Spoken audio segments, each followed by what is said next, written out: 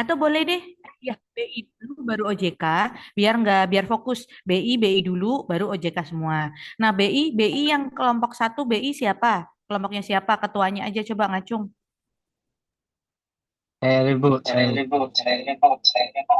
Ya, Orlando satu. Kemudian yang kedua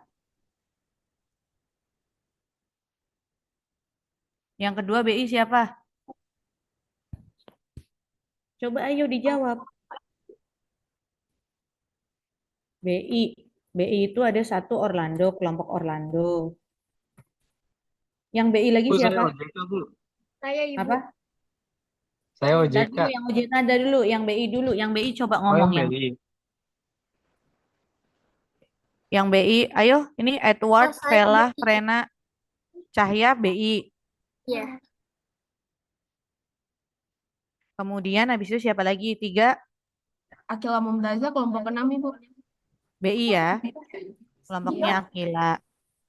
Terus satu lagi, ada Saya, Orlando, Cahya, saya, sama Bu. Akila. Satu lagi, Kelompok saya, Bu. Cahaya tak? Ajis, Bu, Ajis. Oke, Ajis. Bu, Nah, maaf, yang kelompok saya OJK, Bu. siapa? Orlando, Orlando. Ih, gimana sih? Coba berarti siapa lagi tuh? Cahya, Akila, Ajis, terus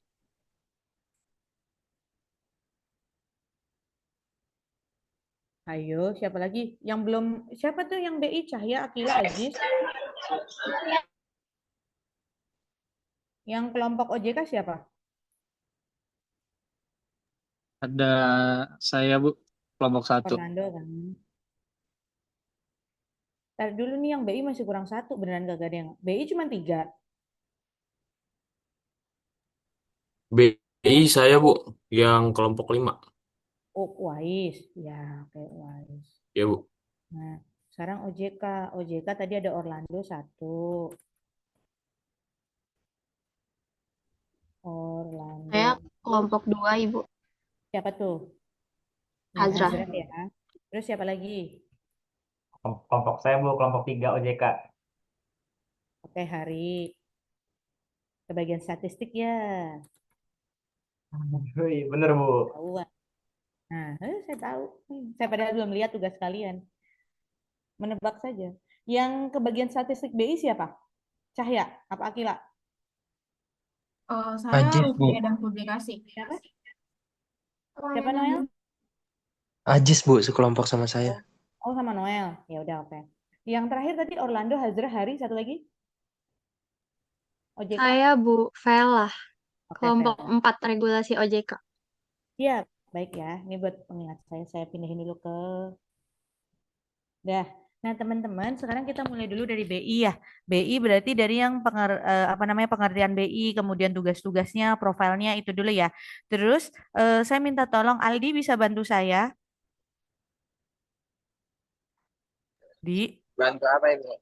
tolong bantu ini dong, tolong bantu di timing. Maksudnya dikasih timer. Misalnya mereka harus kelompok presentasinya harus selesai dalam waktu 10 menit gitu. Oh iya, Bu. Ya. Jadi nanti kalau udah menjelang 10 menit, misal udah tinggal semenit lagi gitu kasih tahu aja ya.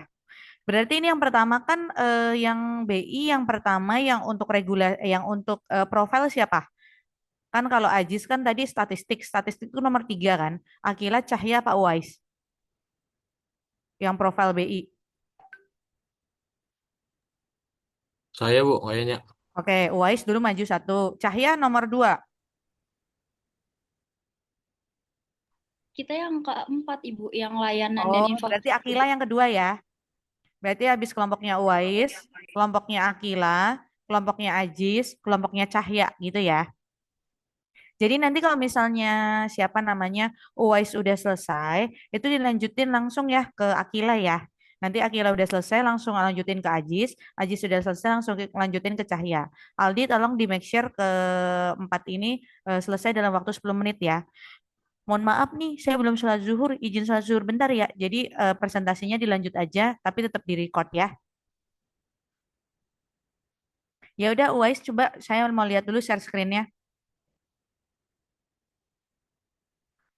Aldi nanti untuk menghitung 10 Oke menitnya Bu, itu bentar ya Bu. start dari Uwais membuka ya. Misalnya Assalamualaikum gitu. Baik, Bu. Makasih Aldi. Iya, Bu. Sudah terlihat belum, Bu? Belum, di saya masih loading. Udah, silahkan boleh Ada. dimulai ya. Saya izin sholat zuhur dulu ya teman-teman ya, sebentar ya. Terima kasih.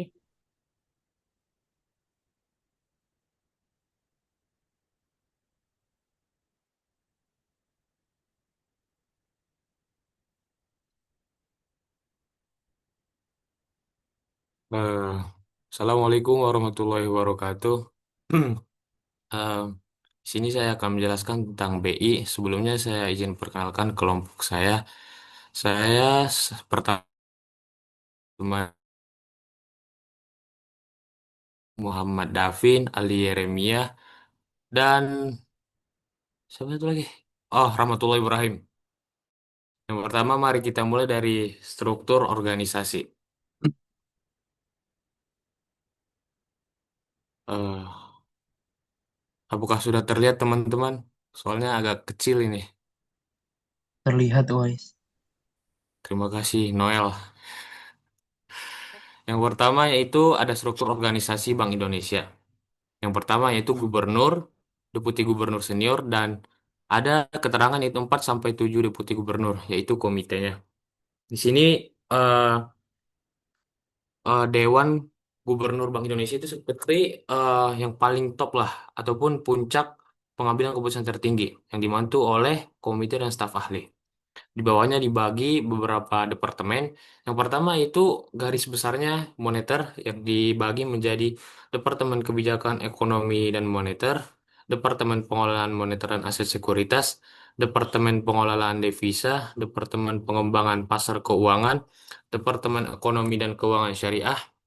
Yang selanjutnya itu makro prudensial yang dibagi menjadi Departemen Kebijakan Makro Prudensial, Surveillance Makro Prudensial, Moneter dan Market, Surveillance Sistem Pembayaran dan Perlindungan Konsumen, Departemen Ekonomi Keuangan Inklusif dan Hijau.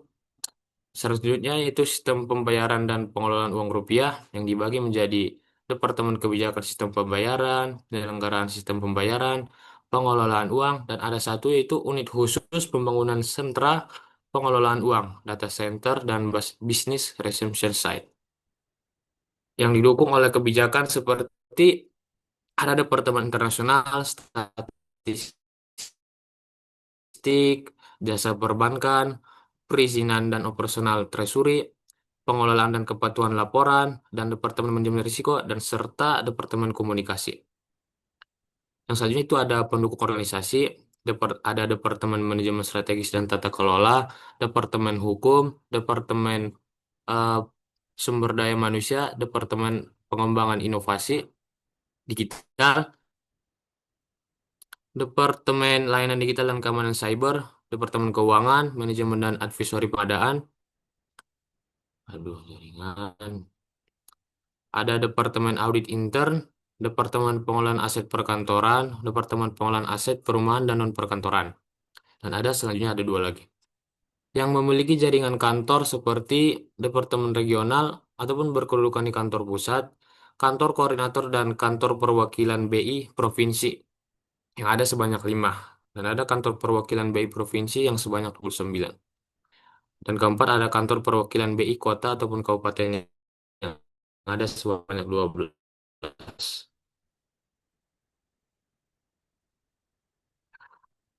Oke, kita lanjut ke kerangka sistem tata kelola.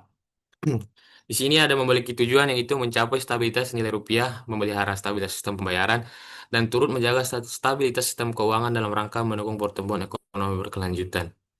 Yang di sini ada ditulis sasarannya untuk kredibilitas dalam melaksanakan tugas dan wewenang Bank Indonesia berdasarkan prinsip tata kelola yang baik dan profesional tercermin dalam kinerja kelembagaan yang dapat dipertanggungjawabkan.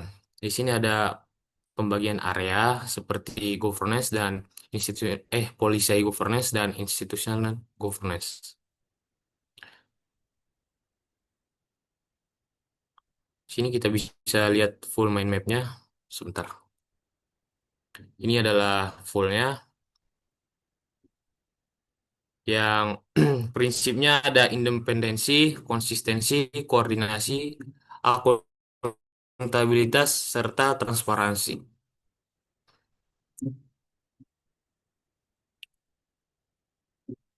Selanjutnya itu ada Undang-Undang Nomor 23 Tahun 1999 yang terakhir diubah dengan Undang-Undang Nomor setiap tugas dan wewenangnya sebagaimana ditentukan dalam undang-undang tersebut. Pihak luar tidak diperbolehkan mencampuri pelaksanaan tugas Bank Indonesia dan BI juga berkewajiban untuk menolak atau mengabaikan intervensi dalam bentuk apapun dari pihak manapun juga. Nah, di sini ada juga transformasi kebijakan.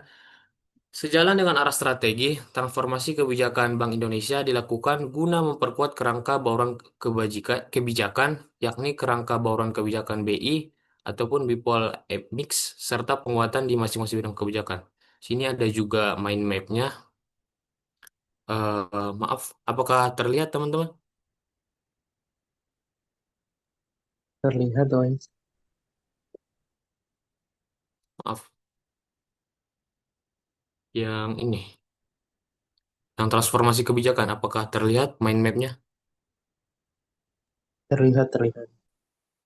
Nah, sini ada lumayan banyak. Mungkin nanti bisa dicek di apanya, di linknya, karena waktu juga lumayan terbatas. Maafkan saya. Nah, di sini ada transformasi kelembagaan juga yang disebutkan bahwa BI mencakup penguatan organisasi dan proses kerja, SDM dan budaya kerja, serta digitalisasi. Untuk memperkuat pengelolaan kelembagaan, pada tahun 2001, Bank Indonesia mengembangkan kerangka bauran kebijakan kelembagaan berbasis kinerja efektif, kinerja efisien, dan kinerja bertata. Sini ada juga link mind map-nya.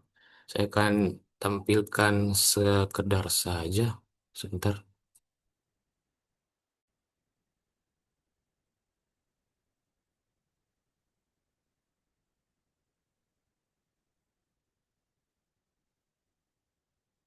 Nah, di sini ada kinerja efisien, memastikan pelaksanaan tugas dalam menghasilkan output, mempertimbangkan penggunaan sumber daya secara terukur, dan ada kinerja efektif, memastikan pencapaian tujuan BI sebagaimana tertuang dalam mandat dan atau kontribusi BI terhadap pencapaian tujuan nasional.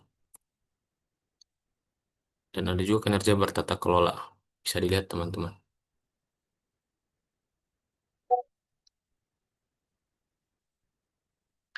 Selanjutnya itu ada sejarah BI. Sejarah BI yaitu dimulai tahun 1828 yang nama awalnya itu Dijavas Bank yang itu berdiri di Hindia Belanda. Terus ada masa kemerdekaan, dualisme, uang, ori dan uang DJB. Terus dilanjutkan oleh Bank Indonesia resmi berdiri diambil alih oleh DJB. Dan selanjutnya ada PPT lain. Sebentar.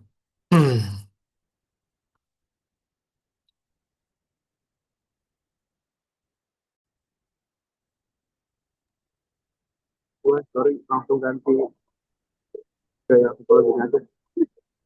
Ini udah dijelasin sama baik. Kenapa?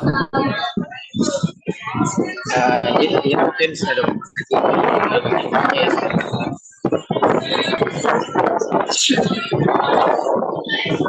bagian konten.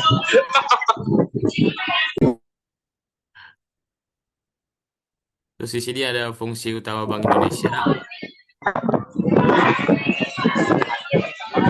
Mas, mute Mas. Yaitu kita mulai dari stabilitas sistem keuangan. Itu ada tujuan pengaturan makro prudensial seperti yang saya sebutkan tadi. Di sini mencakup yang pertama mendorong intermediasi yang seimbang, berkualitas dan berkelanjutan, memitigasi dan mengelola risiko sistemik, mendorong inklusi ekonomi dan keuangan serta keuangan berkelanjutan. Di atasnya ada pengawasan makroprudensial,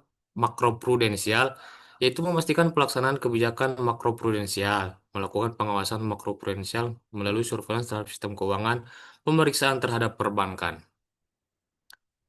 Nah, di sini juga lender of the last resort, yaitu BI bertindak sebagai sumber pembiayaan terakhir ketika bank tidak lagi bisa memperoleh dana dari pasar antar bank atau sumber pembiayaan lain. Nah, ada juga tadi seperti PPT yang tadi, yaitu keuangan inklusif, efisiensi, potensi pasar baru, dan berkontribusi positif terhadap pertumbuhan ekonomi lokal dan berkelanjutan. Nah, di sini ada yang perlu kita garis bawahi bahwa BI juga mendukung penuh untuk tujuan pengembangan UMKM. Itu kerjasama internasional, kebijakan bank yang bersinergi dengan pihak lainnya seperti bank syariah ataupun keuangan syariah, dan juga ada OJK, dan ada juga memperkuat kebijakan dan surveillance makroprudensial seperti yang tadi untuk memelihara SSK. Ada juga sinergi bauran kebijakan BI dengan kebijakan fiskal dan reformasi struktural pemerintah. Maaf, Terus Wais, kita lanjut ke mungkin bisa bawah. dijelaskan. Sorry, Wais, Ya, mungkin bisa dijelaskan lebih singkat lagi aja karena waktunya udah tinggal sedikit lagi. baik, baik, baik. Siap.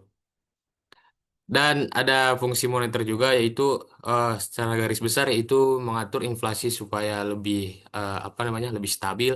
Dan ada juga berdasarkan indikator monitor, ada juga BI rate, operasi monitor, dan juga ada Indonesia Component, Indonesian, Indonesia dan Jiwa. Maaf, saya zoom sedikit. Nah, apa sudah terlihat? Ada juga ISDOR, kurs acuan, non-USD, IDR, yaitu rupiah dan kurs transaksi. Dan ada juga di pasar keuangan, ekonomi keuangan syariah. Dan kalau kita bisa garis bawahi, itu ada fungsi utamanya, itu menjaga stabilitas nilai rupiah, flexible inflation targeting framework, dan juga sebagai suku bunga acuan dengan transmisi melalui jalur suku bunga dan nilai tukar dan aliran modal. Sini seperti yang tadi jelaskan, sama saja sih transparansi dan akuntabilitas. Maaf, Wais, waktunya udah habis ya. Baik, terima kasih. Ya, Maaf nggak apa-apa, teman-teman, nggak tidak apa-apa. menjelaskan semuanya.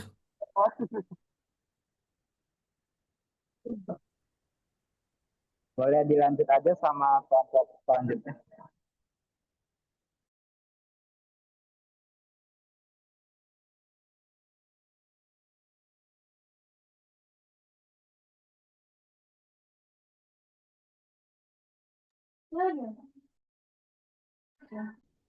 Oke, Assalamualaikum warahmatullahi wabarakatuh. Sebelumnya, apakah layar saya udah terlihat? Oke, sudah terlihat di sini. Baik, sebentar ya.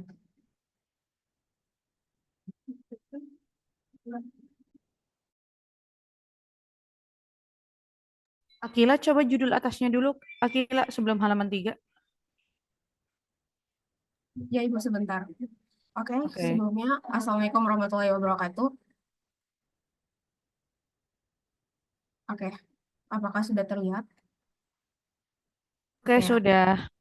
Oke, Oh, terima kasih. terkait yang rupiahnya digabung sama Eh, publikasi ya. Oke. Iya, oke. Assalamualaikum warahmatullahi wabarakatuh. Semuanya selamat siang. Perkenalkan, kami dari kelompok 6. Di sini kami akan mempresentasikan tentang rupiah dan publikasi. Sebelum itu, perkenalkan dulu, di sini saya bersama tim saya, ada Albert Gresta, Leonardo Mateis, Lydia Carolina, dan Nur Aziza Saskia, dan saya sendiri, Akila Mumtaza. Adapun pembahasan yang akan kami bahas di sini yaitu dasar dan fitur keamanan uang rupiah yang dicabut, pencegahan dan pemberantasan uang rupiah palsu, cinta bangga paham rupiah, proyek Garuda Digital Rupiah, dan yang terakhir adalah publikasi di mana kami akan membahas tentang laporan kajian transaksi dan perekonomian daerah. Di sini ada dasar. Oke, kita lanjut ke materi yang pertama yaitu dasar dan fitur keamanan. Di mana di sini ada rupiah dasar, di mana kita tahu kalau misalkan rupiah itu merupakan salah satu, bukan salah satu, tapi mata uang resmi Negara Kesatuan Republik Indonesia yang diterbitkan oleh Bank Indonesia. Landasan hukumnya yaitu Undang-Undang Nomor 7 Tahun 2011 tentang mata uang rupiah, yang bunyinya adalah rupiah itu merupakan rupiah adalah satu-satunya alat pembayaran yang sah. bentuk rupiah di sini ada dua, yaitu uang kertas yang digunakan sebagai nominal besar dan uang logam untuk nominal yang kecil. Nah, kita tahu kalau misalkan sebenarnya uang yang dikeluarkan oleh Bank Indonesia, uang kertas yang digunakan oleh Bank Indonesia atau uang resmi yang dikeluarkan oleh Bank Indonesia itu merupakan ada fitur keamanannya yang bisa membedakan antara uang yang asli dan uang yang palsu. Di mana fitur keamanan di sini tuh meliputi benang pengaman, tanda air,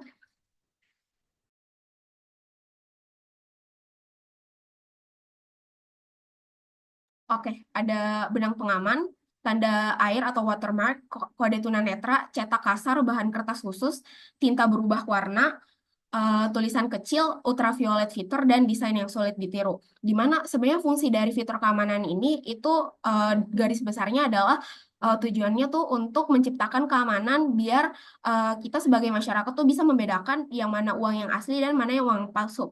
Kalau misalkan berbicara tentang benang pengaman, itu benang pengaman itu tuh kayak benang yang tipis yang ditanam di uang kertas. Kalau misalkan kalian terawang, itu tuh biasanya terlihat sama ada tanda watermark. Nah, tanda watermark ini gambar yang muncul kalau misalkan uang kalian tuh diterawang ke arah cahaya. Terus ada kode tunanetra. Nah, kode tunanetra atau blind code ini itu tuh tanda khusus berupa garis atau pola timbul di sisi uang untuk ngebantu penyandang tunanetra mengenali uang nominal dengan cara diraba. Terus ada cetak kasar atau cetak kasar. Nah, cetak kasar ini apa? Cetak kasar itu bagian tertentu dari uang yang terasa kasar kalau misalkan diraba. Terus ada bahan kertas khusus di sini, nggak mungkin dong kalau misalkan BI nyetak uang kertas pakai kertas HVS. Jadi uang rupiah itu dicetak dengan kertas khusus yang berbahan serat kapas, sehingga lebih kuat, punya tekstur yang khas, sama dia tuh tahan lama. Sama ada tinta berubah warna. Di sini fitur keamanan yang berupa tinta berubah warna ini tuh tinta khusus yang warnanya tuh bisa berubah kalau misalkan kalian lihat dari sudut pandang berbeda. Terus ada tulisan kecil, di mana tulisan kecil ini tuh susah banget untuk ditiru dan ini tuh cuma bisa dibaca kalau misalkan kalian tuh pakai kaca pembesar. Terus ada ultraviolet feature, di mana ini tuh bagian tertentu yang ada di dalam uang yang cuma bisa dilihat kalau misalkan kalian tuh pakai cahaya sinar ultraviolet. Sama yang terakhir dari fitur keamanan yang diciptain sama BI untuk uang resmi Republik Indonesia, yaitu mereka mendesain uang yang sulit untuk ditiru, perpaduan desain yang rumit, warna berlapis, dan detail yang kecil yang dibuat dengan teknologi sehingga ini tuh menyulitkan tingkat pemalsuan. Nah, materi yang kedua yaitu uang rupiah yang dicabut. Uang rupiah yang dicabut ini tuh uang rupiah yang udah berlaku. Jadi kalau misalkan kalian punya beberapa uang rupiah yang tidak berlaku dan itu masih dalam dan itu dinyatakan dicabut sebelum jangka waktu 10 tahun, itu kalian bisa menukarkan uang tersebut ke Bank Indonesia. Nah, di sini pencegahan dan materi selanjutnya itu pencegahan dan pemberantasan uang rupiah. Di mana kita tahu kalau misalkan rupiah itu pembayaran atau transaksi yang sah dan juga sekaligus sebagai kedaulatan negara.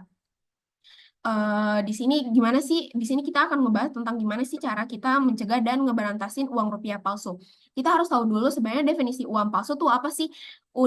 Menurut Undang-Undang Nomor 7 Tahun 2011, uang palsu itu benda yang menyerupai rupiah, kayak bahan, ukuran, warna, gambar, dan desain yang dibuat dan diedarkan tanpa hak. Nah, kerugian dari pemalsuan uang palsu itu tentu dapat merugikan masyarakat yang menerimanya, dapat menurunkan kepercayaan pada rupiah, dan mengganggu stabilitas moneter. Peran BI di sini yaitu peran BI itu bekerja sama Bota Supal yang Badan Koordinasi Pemberantasan Uang Palsu, kayak BIN, Polri, Kejaksaan, Kementerian Keuangan, dan Bank Indonesia itu sendiri untuk pencegahan dan pemberantasan uang palsu. Strategi BI di sini yaitu ada strategi MAP yang mencakup edukasi, teknologi pengaman uang, koordinasi antar lembaga, dan penegakan hukum. Selanjutnya sini kalau misalkan tindakan apa sih yang harus dilakukan masyarakat kalau misalkan mendapatkan uang palsu atau melihat transaksi uang palsu, yaitu pas saat transaksi itu dianjurkan untuk bukan dianjurkan, harus menolak uang yang diragukan, terus minta pengganti, sarankan pemeriksaan ke Bank Indonesia atau polisi, dan tetap sopan dan anggap pemberi itu tidak tahu. Kalau misalkan ketahuannya setelah transaksi, itu hal yang harus dilakukan masyarakat adalah simpan uang palsu tersebut, dan kemudian jangan diedarin lagi ke masyarakat luas, dan laporin ke Bank Indonesia, polisi untuk diperiksa. Kalau misalkan asli itu tuh akan diganti sesuai ketentuan, kalau misalkan palsu itu nggak diganti. Nah, ini ada flow chart di mana proses bisnis permohonan laporan, di mana masyarakat ngelaporin ini ke bank, habis itu diinput formulir klarifikasi oleh Bank Indonesia. Kemudian dari Bank Indonesia, kalau misalkan udah penerimaan dan verifikasi berkas, itu akan dilakuin klarifikasi dan klasifikasi oleh Bank Indonesia. Jadi ada kalau misalkan uang itu asli, ada penyerahan, kalau misalkan palsu, ya pemusnahan. Terus di situ setelah itu baru dilakukan laporan dan hasil klasifikasi, dan kemudian jadi hasil klasifikasi. Nah, di sini ada materi keempat, yaitu Cinta Bangga Paham Rupiah, di mana Bank Indonesia ini sebagai bank sentral yang punya tugas utama yaitu mencapai dan menjaga kestabilan nilai rupiah. Untuk itu, BI itu mengajak seluruh masyarakat untuk ikut dalam kampanye mereka, yaitu Cinta, Bangga, dan Paham Rupiah, di mana ada 3 cinta, 3 bangga, dan 3 paham. 3 cinta di sini yaitu mengenali, merawat, menjaga, 3 bangga, bangga kedaulatan, bangga pembayaran yang sah, dan pemersatu bangsa. 3 paham, paham bertransaksi, paham berbelanja, dan paham berhemat.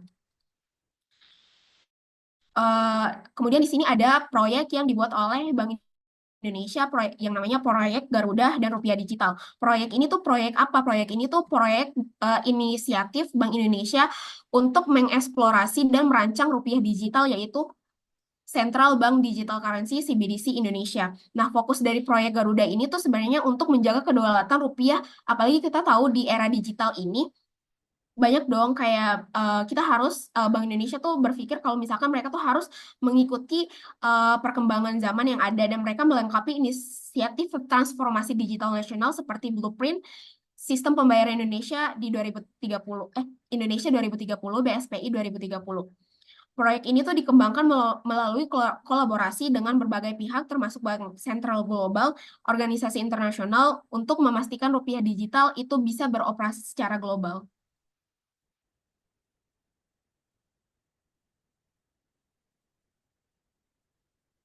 Nah, kesimpulan dari sebenarnya proyek Garuda Digital ini itu merupakan pendekatan transparan dan kolaboratif. Jadi sejak awal Bank Indonesia itu punya komitmen untuk melibatkan publik dan stakeholder dalam setiap tahapan proyek Garuda.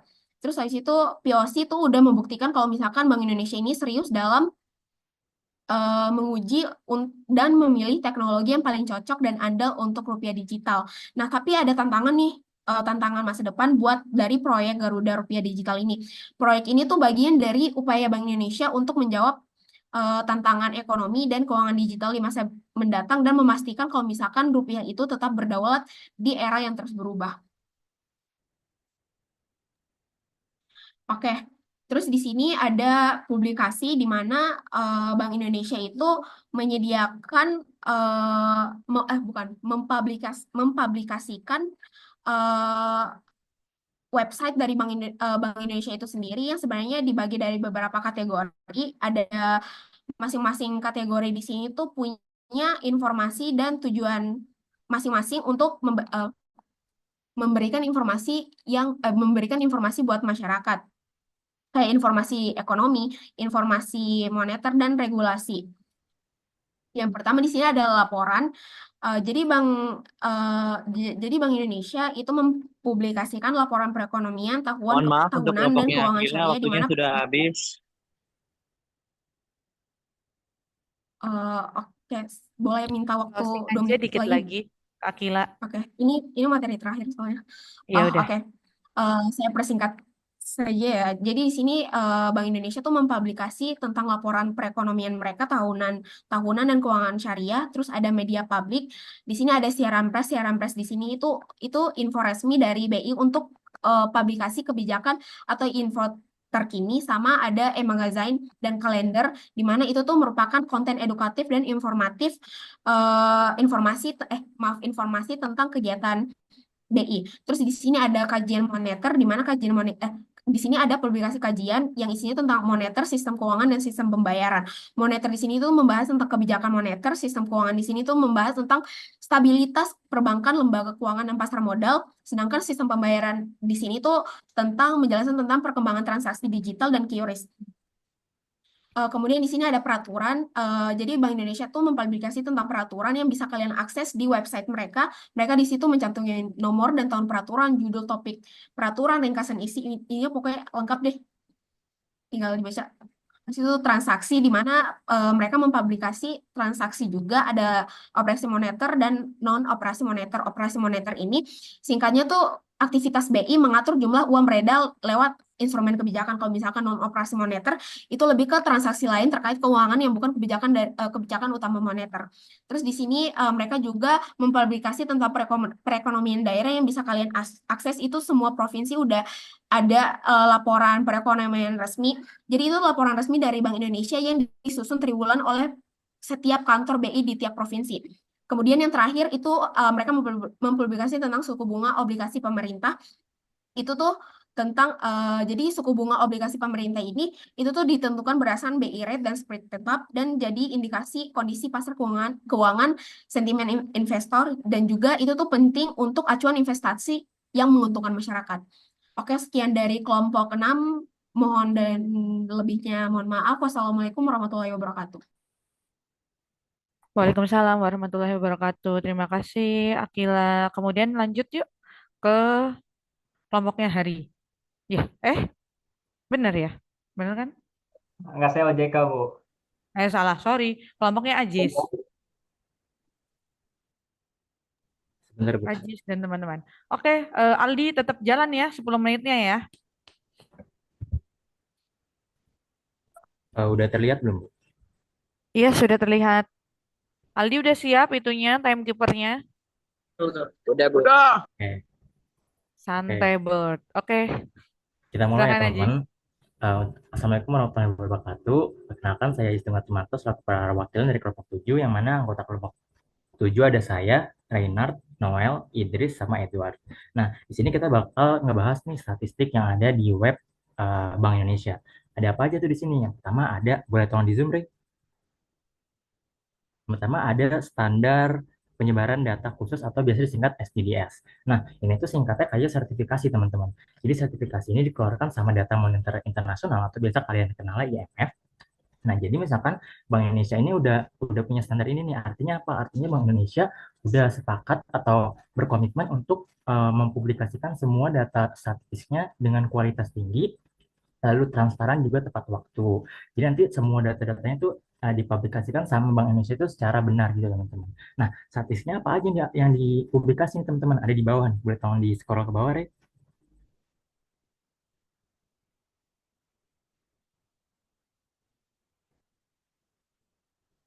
Bisa nggak? Kiri, kiri. Nah, yang pertama ada statistik ekonomi dan keuangan Indonesia atau biasa disingkat dengan SEKI. Nah, ini tuh statistik yang mencakup semua keuangan yang ada di Indonesia. Jadi, Bank Indonesia itu mempublikasikan tentang data keuangan Indonesia dimulai dari sektor moneter, contohnya kayak uang beredar itu di Indonesia gimana, terus likuiditas perbankannya gimana, terus yang kedua ada sektor perbankan dan lembaga keuangan non-bank. Ini tuh lebih ke arah gimana aktivitas dilakukan sama bank-bank yang ada di Indonesia sama lembaga keuangan yang non-bank gitu, teman-teman. Lalu yang ketiga adalah pasar keuangan. Pasar keuangan ini lebih ke gimana Bank Indonesia itu mempublikasikan data terkait segala aktivitas yang ada di pasar uang atau pasar modal. Kalau untuk sektor pemerintah itu lebih ke data aktivitas pemerintah terkait keuangan mereka. Sedangkan untuk sektor real dan eksternal itu data tambahan yang dipublikasikan juga oleh BI. Jadi singkat atau kesimpulannya, SEKI ini lebih ke arah statistik di mana isinya itu mencakup semua data-data keuangan yang ada di Indonesia. Nah, biasanya SEKI ini dikeluarnya itu per bulan, teman-teman. Lain halnya sama yang kedua ini. Yang kedua adalah indikator terpilih dan sistem pembayaran atau biasanya kalian bisa lihat singkatannya ITEMS. Nah, kalau misalkan pembeda antara mereka berdua itu ITEMS itu lebih singkat, teman-teman. Dia tuh kurun waktunya semingguan, bisa seminggu, bisa juga ada harian gitu.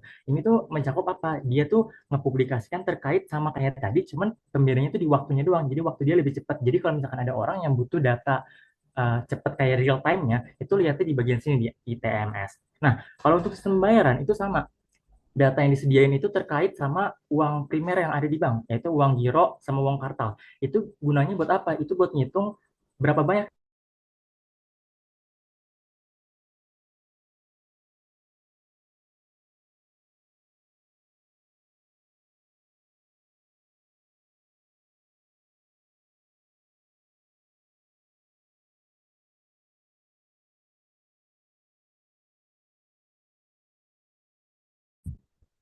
eh, coba stop share screen.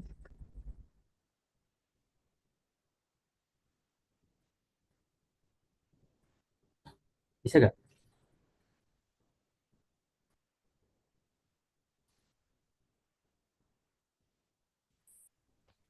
Coba di share screen Sebentar, lagi. Bu. Oh, Iya, nggak apa-apa. Tadi kayaknya screen. sebenarnya bisa tuh digeser loh. Bentar, Bu. Sebentar, sebentar. Sebentar.